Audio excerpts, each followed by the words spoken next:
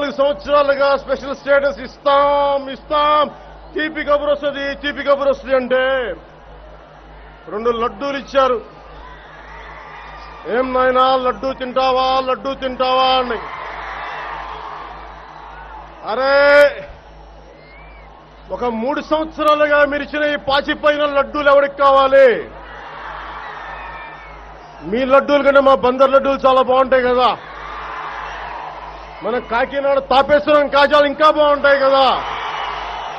సుమారు 2,25,000 కోట్లు ప్రాజెక్టులు కొన్ని మంజూరైనవి, కొన్ని సూత్రప్రాయంగా అంగీకారం తెలిపారు, కొన్ని ప్రారంభమైనవి, కొన్ని పైప్ లైన్లో ఉన్నాయి. ఇది వాస్తవమైన పరిస్థితి.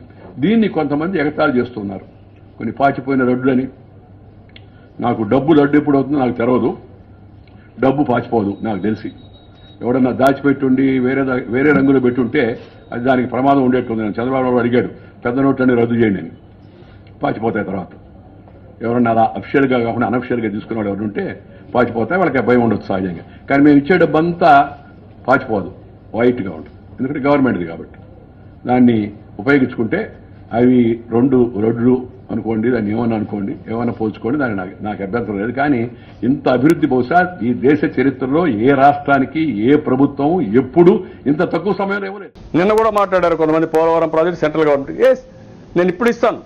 2018కి మీరు పూర్తి చేసే బాధ్యత మీరు అందరూ తీసుకోండి. హౌస్ మళ్ళీ మాటలు చెప్పడం కాదు, తీసుకోండి నేనే ఇస్తా. నాకెందుకంటే నాకు ఇంకా శ్రమ తగ్గుతుంది. ఒక ఆయన అంటాడు మీకు టైం తగ్గుతుంది కానీ తగ్గుతుంది. కానీ మీ ఇంటెన్షన్స్ డిఫరెంట్గా ఉంటే ఈ ప్రాజెక్ట్ వస్తే, ఈ నీళ్లు వస్తే, ఆ పేరు నాకు వస్తే మీరు భరించలేకపోతే నేనేం చేయాలండి దానికి?